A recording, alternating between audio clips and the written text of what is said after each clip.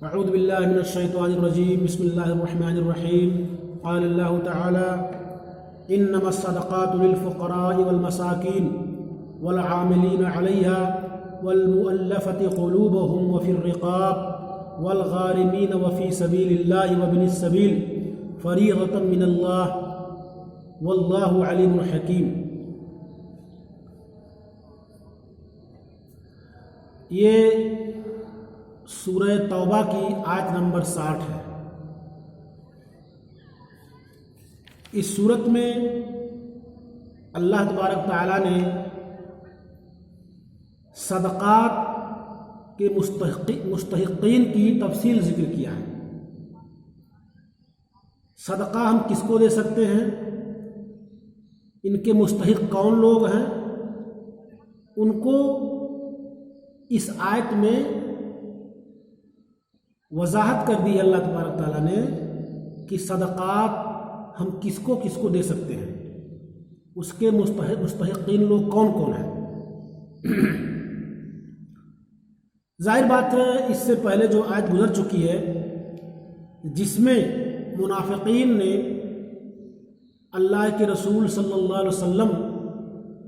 پر صدقات کی رقم تقسیم کے وقت الزام اور عیب لگایا تھا کہ آپ انصاف سے کام نہیں لیتے ہیں، اور میں نے بتایا تھا کہ یہ الزام اور یہ عیب اس لیے نہیں تھا بلکہ اس لیے تھا کہ تاکہ ان کو زیادہ مل جائے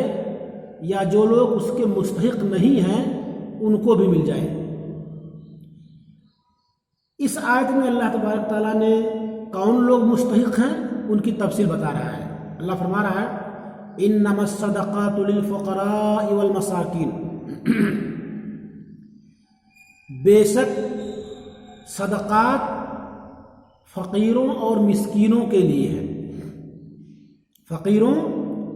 اور مسکینوں کے لیے ہے۔ اللہ تبارک تعالیٰ نے اس آیت کے اندر 8 لوگوں کا ذکر کیا ہے جن کو ہم صدقات دے سکتے ہیں۔ 8 لوگ کون کون ہیں؟ نمبر 1 فقراء، نمبر 2 مساکین۔ فقیر کون ہے، مسکین کون ہے؟ اس تعلق سے بعض لوگوں نے کہا ہے کہ فقیر اور مسکین دونوں میں کوئی زیادہ فرق نہیں ہے، ایک دوسرے پر اس کا اطلاق ہوتا ہے، چاہے فقیر ہو یا مسکین ہو، دونوں میں سے کوئی بھی ہو، ایک دوسرے پہ اس کا اطلاق بعض لوگ کہتے ہیں کہ ہوتا ہے، لیکن بعض لوگوں نے دونوں میں الگ کیا ہے اور کہا ہے کہ فقیر وہ ہے جو فقر و فاقہ کرے، جس کے پاس ایک وقت کا بھی کھانا نہ ہو، قلاش۔ اور مسکین وہ ہے جس کے پاس اتنا ہو کہ وہ کفایت کرے لیکن وہ گھوم گھوم کر کے مانگے، لوگوں سے مانگتا پھرتا رہے، یعنی لوگوں کے دروازوں پہ جا کر کے چکر لگائے اور مانگے۔ بعض لوگ کہتے ہیں کہ نہیں، کہ مسکین وہ ہے جیسا کہ ابو ہریرہ رضی اللہ تعالیٰ عنہ کی ایک حدیث ہے کہ آپ نے فرمایا ہے لیس المسکین بہذا الطواف الذی یطوف علی الناس فترده اللقمہ واللقمتان والتمرہ والتمرتان، قالوا فما المسکین یا رسول اللہ، قال والذی لا یجد غنی یغنی۔ کہہ رہے ہیں کہ مسکین وہ نہیں ہے جو لوگوں کے پاس چکر لگائے اور لوگ اس کو 1 لقمہ 2 لقمہ 1 کھجور 2 کھجور دے کر کے لوٹا دے۔ مسکین وہ ہے جس کے پاس اتنا بھی نہ ہو کہ اس سے بے نیاز ہو جائے، اور جو لوگوں سے سوال نہ کرے، اگرچہ وہ مستحق ہے لیکن لوگوں سے کچھ مانگتا نہیں ہے خودداری کی بنا پر، تو اسے مسکین کہتے ہیں۔ بہرحال مسکین اور فقیر میں کوئی زیادہ فرق نہیں ہے اگر دیکھا جائے تو۔ یہ ہے کہ فقیر جو فقر و فاقہ کرے، اس کے پاس کچھ بھی نہ ہو، ایک وقت کا کھانا بھی نہ ہو، اور مسکین اس کے پاس کچھ ہو لیکن اتنا نہ ہو کہ اسے سب لوگوں پر کفایت کرے اور لوگوں سے مانگے، سوال کرے، یا یہ کہ بعض لوگوں نے کہا کہ وہ سوال بھی نہ کرے لیکن اس کے پاس اتنی چیزیں نہ ہو کہ جو ان کے لیے، ان کے گھر والوں کے لیے کفایت کر جائے، تو صدقے کی رقم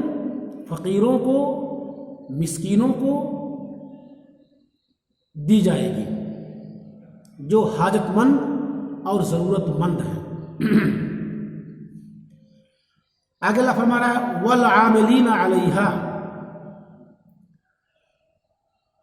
تیسرے نمبر پہ وہ لوگ ہیں جو صدقہ کے مستحق ہیں، جو حکومت کے تحصیلدار ہیں، جو صدقہ کی رقم کو اکٹھا کرتے ہیں، چندہ وصولی کرتے ہیں،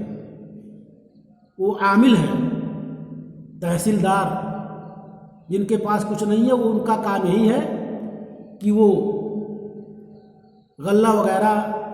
وصول کر کے لا کے اکٹھا کرتے ہیں، لوگوں صدقات اور زکوٰۃ کی رقم وصولتے ہیں اور لا کے اکٹھا کرتے ہیں، ان کو بھی صدقہ کی رقم دی جائے گی۔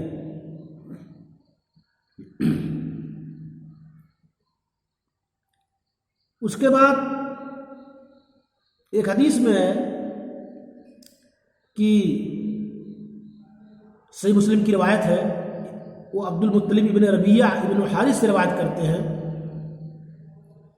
کہتے ہیں کہ انطلق ہوا والفضل ابن عباس یسألان رسول اللہ صلی اللہ علیہ وسلم لیستحملها على الصدقہ فقال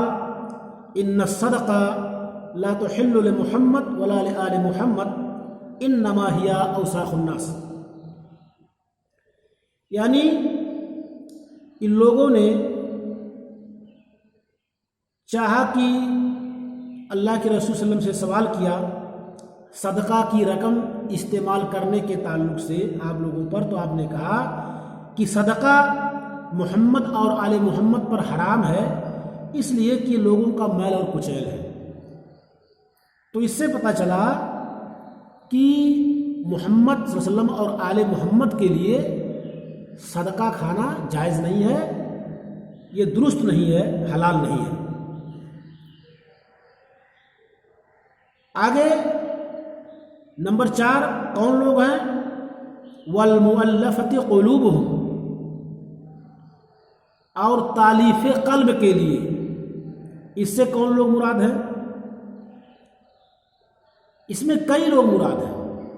تالیف قلوب کسے کہتے ہیں؟ جن کو صدقہ کی رقم دی جائے گی۔ کچھ لوگ کہتے ہیں کہ اس میں سے وہ لوگ بھی مراد ہیں جو ابھی نئے نئے مسلمان ہوئے ہوں، جو نئے نئے اسلام لائے ہوں تاکہ وہ اسلام پر برقرار رہیں۔ جیسے کہ ایک حدیث ہے کہ اللہ کے رسول صلی اللہ علیہ وسلم نے صفوان بن امیہ کو دیا، انہوں نے کہا کہ اللہ کے رسول صلی اللہ علیہ وسلم نے مجھ کو یوم حنین کے دن کچھ دیا، اور اس سے پہلے میرے نگاہ میں یہ بہت مبغوض تھے، لیکن جب مجھے مل گیا تو میرے نگاہ میں سب سے محبوب ہو گئے۔ تو ایک تو وہ ہے کہ جن کو صدقہ ہم دے سکتے ہیں جو اسلام لایا ہو، اور تاکہ وہ اس پہ ثابت قدم رہے، اس سے پھرے نہ۔ اور دوسرے وہ لوگ ہیں جو اسلام نہیں لائے ہیں لیکن وہ اسلام لانا چاہتے ہیں، تو ان کو بھی ہم صدقات کی رقم دیں گے تاکہ ہو سکے اسی لالچ میں آ کر کے وہ جب اطمینان ہو جائے, انہیں مالی حالت کچھ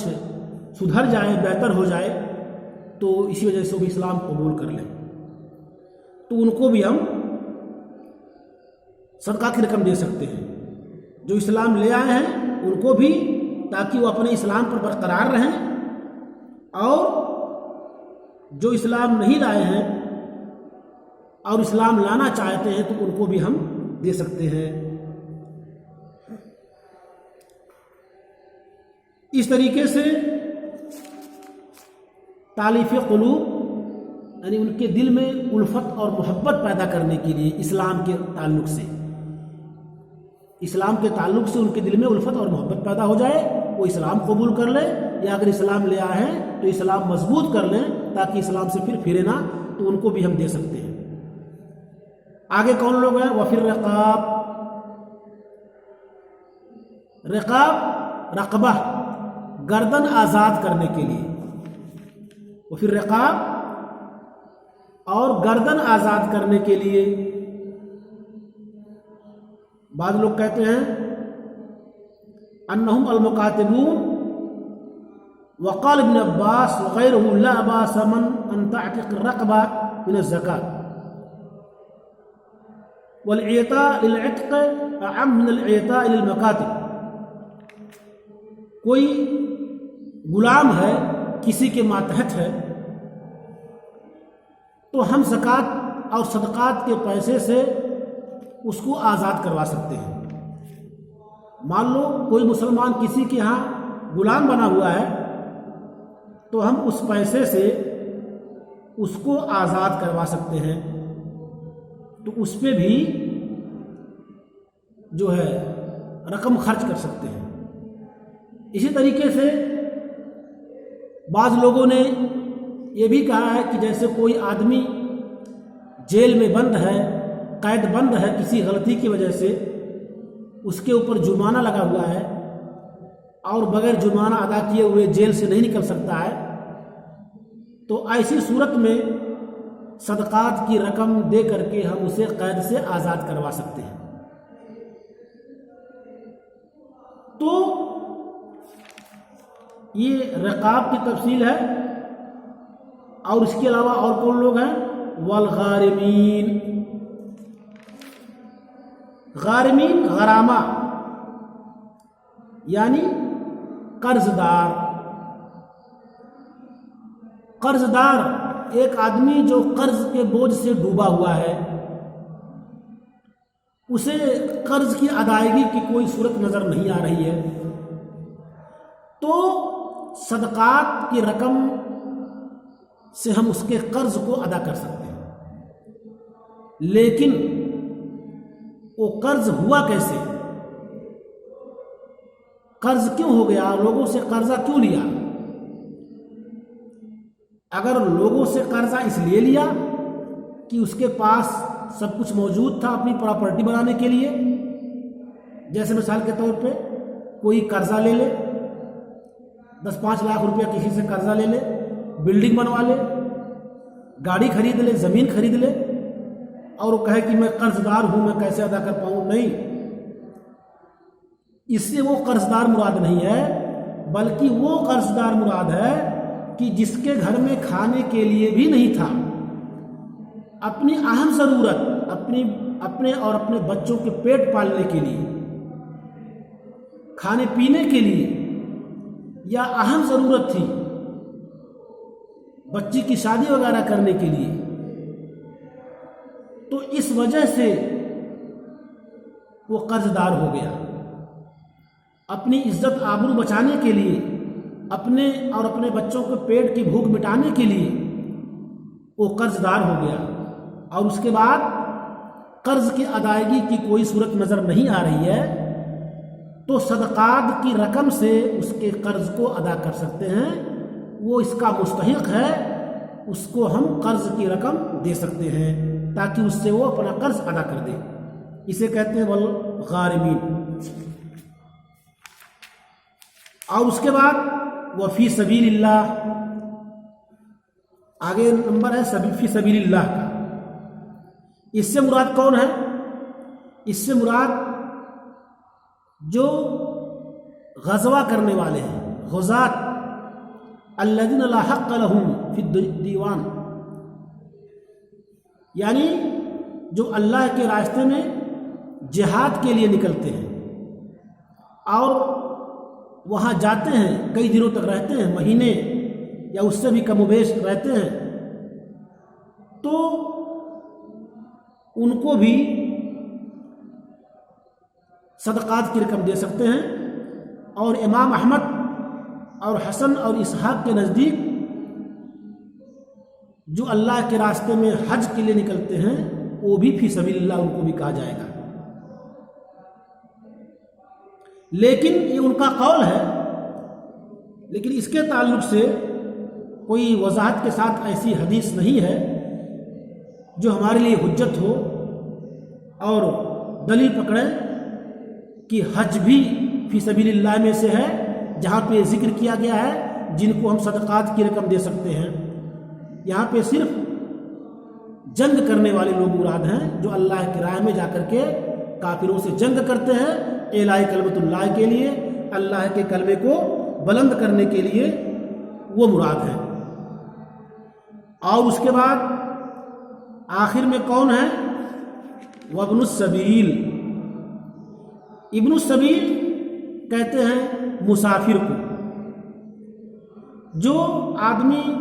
اپنے گھر کو چھوڑ کر کے سفر کے لیے نکل گیا اور کسی شہر میں چلتے چلتے پہنچا، اس کا زیادہ سفر ختم ہو گیا، اس کے پاس کچھ نہیں ہے، پریشان ہے، تو اگرچہ وہ گھر کا مالدار ہی کیوں نہ ہو، لیکن اگر وہ مسافر ہے تو اس کا مستحق ہے، وہ صدقات کی رقم اسے دے سکتے ہیں اور اس سے اس کی ضرورت پوری کی جا سکتی ہے۔ اس لیے ابن السبیل کو بھی ہم صدقے کی رقم دے سکتے ہیں، جو مسافر ہو، دور دراز کا سفر کر رہا ہو اور اس کے پاس کچھ نہ ہو، سب کچھ ختم ہو جائے، تو وہ جائے بیت المال میں جہاں پہ صدقات اور زکوٰۃ اکٹھا ہوتے ہیں اور وہاں اتنا لے لے جس سے کہ وہ اپنا سفر پورا کر سکے، اپنے گھر تک پہنچ سکے۔ تو اس آیت میں 8 لوگوں کا ذکر اللہ نے کیا ہے، یہ سب فریضۃ من اللہ، اللہ کی طرف سے لوگ مقرر ہیں، فرض ہیں، ان لوگوں کو دینا چاہیے، یہ لوگ مستحق ہیں۔ واللہ علیم الحکیم، اللہ تبارک تعالیٰ بہت زیادہ جاننے اور حکمت رکھنے والا ہے۔ تو اس آیت سے پتہ چلا کہ صدقہ اور خیرات جو صدقہ واجبہ ہے، زکوٰۃ ہم فقیروں کو، مسکینوں کو اور تحصیلداروں کو اور تالیف قلوب کے لیے اور گردن آزاد کرنے کے لیے، قرض داروں کو، مجاہدوں کو اور مسافروں کو، یہ 8 قسم کے لوگ ہیں جن کو ہم صدقات دے سکتے ہیں، یہ اللہ کی طرف سے اجازت ہے۔ اور میں نے بتایا تھا کہ اب سوال یہ ہے کہ کیا ہم ان تمام لوگوں کو تھوڑا تھوڑا دے دیں یا کسی ایک کو دے دیں؟ تو بعض لوگوں نے کہا ہے کہ نہیں، سب کو دینا ضروری ہے،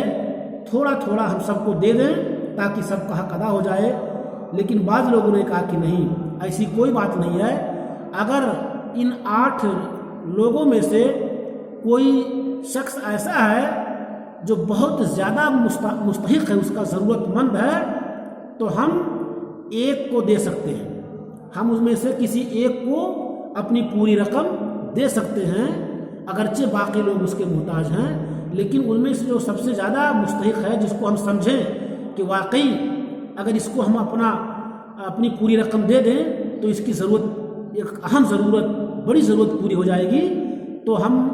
کوئی ضروری نہیں ہے کہ ہم تھوڑا تھوڑا سب کو تقسیم کریں، بلکہ ہم 8 میں سے کسی ایک کو بھی اپنی پوری رقم دے سکتے ہیں، یہ بھی ہمارے لیے جائز ہے۔ السلام علیکم ورحمۃ اللہ وبرکاتہ۔